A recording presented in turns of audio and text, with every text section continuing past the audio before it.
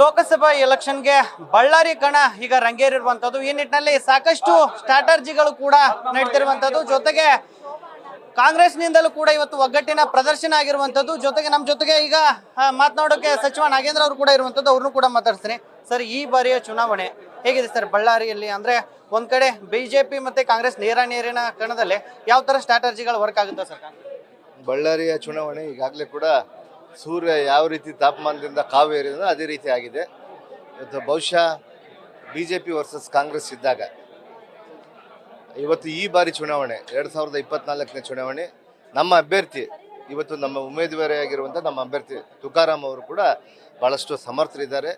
ಇವತ್ತು parliament member ಆಗಿ ಇಲ್ಲಿನ ಬೇಡಿಕೆಗಳನ್ನು ಕೇಂದ್ರದಲ್ಲಿ ಸಾಕಾರ ಮಾಡುವಂತೆಯೇ ಅಲ್ಲಿನ ವಾಯ್ಸ್ ಆಗಿ ಇವತ್ತು ವಾಯ್ಸ್ ಆಫ್ ಬಳ್ಳಾರಿ ಆಗಿ ಇವತ್ತು ಅವರು ದಿಲ್ಲಿಯಲ್ಲಿ ಪ್ರತಿನಿಧಿಸಕ್ಕೆ ರೆಡಿ ಆಗ್ತಾರೆ.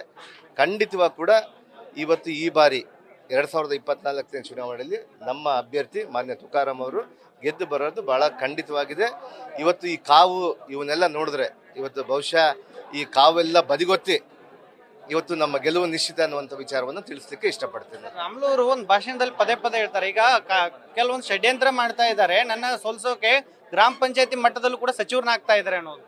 ಇಲ್ಲ, ಖಂಡಿತವಾಗಿ ನಾವೆಲ್ಲರೂ ಕೂಡ ಪ್ರತಿಯೊಬ್ಬ ಕಾರ್ಯಕರ್ತ ಕೂಡ ಒಬ್ಬ ಸಚಿವನೇ, ಪ್ರತಿಯೊಬ್ಬ ಕಾರ್ಯಕರ್ತ ಕೂಡ ಒಬ್ಬ ಅಧ್ಯಕ್ಷರನ್ನೇ, ಪ್ರತಿಯೊಬ್ಬ ಕಾರ್ಯಕರ್ತ ಕೂಡ ಒಂದು ಮಂತ್ರಿನೇ. ಇವತ್ತು ಖಂಡಿತವಾಗಿ ಕೂಡ ಗ್ರಾಮ ಪಂಚಾಯತಿ ಮಟ್ಟದಲ್ಲಿ ಕೂಡ ಕೆಲಸ ಮಾಡುವಂಥ ಶಕ್ತಿ ಇವತ್ತು ಕಾಂಗ್ರೆಸ್ ಪಕ್ಷದ ಒಬ್ಬ ಕಾರ್ಯಕರ್ತರಿಗಿದೆ.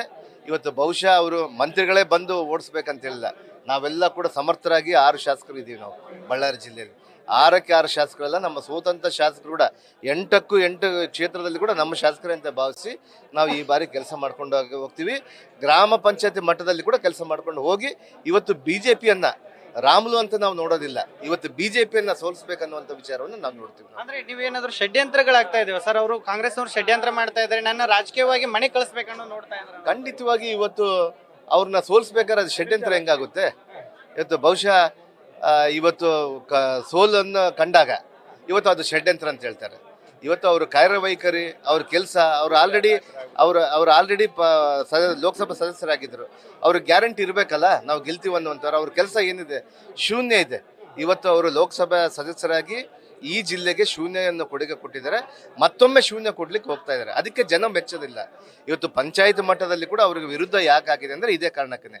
ಅವ್ರಿಗೆ ಒಂದು ಬಾರಿ ಆಯ್ಕೆ ಮಾಡಿ ಕಳಿಸಿದ್ರೆ ಕೂಡ ಬಳ್ಳಾರಿ ಬಗ್ಗೆ ಕೂಡ ಎಲ್ಲಿ ಕೂಡ ಅವರು ಚಕಾರ ಎತ್ತಲಿಲ್ಲ, ಮಾತಾಡಲಿಲ್ಲ, ಏನು ಮಾಡಲಿಲ್ಲ, ಏನು ಕೊಡುಗೆ ಕೂಡ ನಮ್ಮ ಬಳ್ಳಾರಿ ಜಿಲ್ಲೆಗೆ ಕೊಡಲಿಲ್ಲ. ಇವತ್ತು ಅದಕ್ಕೆ ಲೋಕಸಭಾ ಅಭ್ಯರ್ಥಿಯಾಗಿ ಇವತ್ತು ವಾಯ್ಸ್ ಆಗಬೇಕು, ನಮ್ಮ ಬಳ್ಳಾರಿಯ ಧ್ವನಿ ಆಗಬೇಕಂತೇಳಿ ಮಾನ್ಯ ನಮ್ಮ ತುಕಾರಾಮ್ ಅವ್ರನ್ನ ಆಯ್ಕೆ ಮಾಡ್ತಾರೆ ಅಂತೇಳಿ ಭಾಳ ದೊಡ್ಡ ವಿಶ್ವಾಸ ಇದೆ. ಅದಕ್ಕೆ ಅವರು ಷಡ್ಯಂತ್ರ ಅಂತ ತಿಳ್ಕೊತಾರೆ. ಇವತ್ತು ತಂತ್ರಗಾರಿಕೆ ಮಾಡ್ತಾ ಇದೀವಿ ನಾವು. ತಂತ್ರಗಾರಿಕೆಯಿಂದ ಇವತ್ತು ರಾಮುಲು ಅನ್ನುವಂಥ ವ್ಯಕ್ತಿಯನ್ನ ಸೋಲ್ಸೋದಲ್ಲ, ನಾವು ಬಿಜೆಪಿ ಅನ್ನುವಂಥ ಈ ದಿಟ್ಟ, ಈ ನೇರವಾಗಿ ನಮ್ಮ ದೇಶವನ್ನ ಒಂದು ಹಿಟ್ಲರ್ ರೀತಿಯಾಗಿ ಆಡಳಿತ ಮಾಡುವಂಥವ್ರನ್ನ ವಿರುದ್ಧ ನಾವು ಧ್ವನಿ ಎತ್ಕೊಂಡು ಹೋಗ್ತೀವಿ ನಾವು. ಸರ್, ಈಗ ಜನಾರ್ದನ್ ರೆಡ್ಡಿ ಅವರು ಒಂದು ಮಾತು ಹೇಳ್ತಾ ಇದ್ದಾರೆ, ಈ CBI ಕೇಸ್ಗಳು ನಾಗೇಂದ್ರ ಮೇಲೆ ಸಾಕಷ್ಟು ಇದಾವೆ, ಅವ್ರು ಗಡಿಪಾರ ಆಗದೆ ನೋಡ್ಕೊಳ್ಳಲಿ, ಅವ್ರನ್ನವ್ರು ಕಾಪಾಡಲಿ, ಆಮೇಲೆ ನಮ್ಮ ಜೊತೆ ಮಾತಾಡಲಿ ಅಂತ. ಅವ್ರಿಗೆ ನೋಡ್ರಿ, ಅವರು ಪಕ್ಷ ಸ್ಥಾಪನೆ ಮಾಡಿ ಇವತ್ತು ಪಕ್ಷ ಅವರು ನಮ್ಮ ಬಿಜೆಪಿ ಪಕ್ಷದ ಜೊತೆಗೆ ಇವತ್ತು ಸೇರ್ಕೊಂಡಿದ್ದಾರೆ. ನಾನು ಇವತ್ತು ಕಾಂಗ್ರೆಸ್ ಸದಸ್ಯನಾಗಿ ಕಾಂಗ್ರೆಸ್ ಮಂತ್ರಿ ಆಗಿದ್ಮೇಲೆ ಅಷ್ಟು ಬಹುಶಃ ಅವ್ರಿಗೆ ಅಷ್ಟು ಅಧಿಕಾರ ಇದೆ ನನ್ನ ಮೇಲೆ ಅಪಾದನೆ ಮಾಡುವಂಥದ್ದನ್ನು. ಅದು ಮಾಡ್ಕೊಳ್ಳಿ, ಅದೇನು ತೊಂದರೆ ಇಲ್ಲ.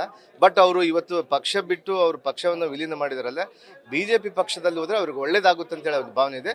ಅವ್ರಿಗೆ ಒಳ್ಳೇದಾಗ್ಲಿ ಅಂತೇಳಿ ನಾನು ಭಾವಿಸ್ತೀನಿ. ಇದಿಷ್ಟು ನಾಗೇಂದ್ರ ಅವರ ಮಾತುಗಳು. ಕ್ಯಾಮ್ರಾಮನ್ ಕಾರ್ತಿಕ್ ಜೊತೆಗೆ Shivanand, news first Kannada, Ballari. News first, ನಿರ್ಭೀತಿಯಿಂದ ನಿಮ್ಮ ಪರವಾಗಿ.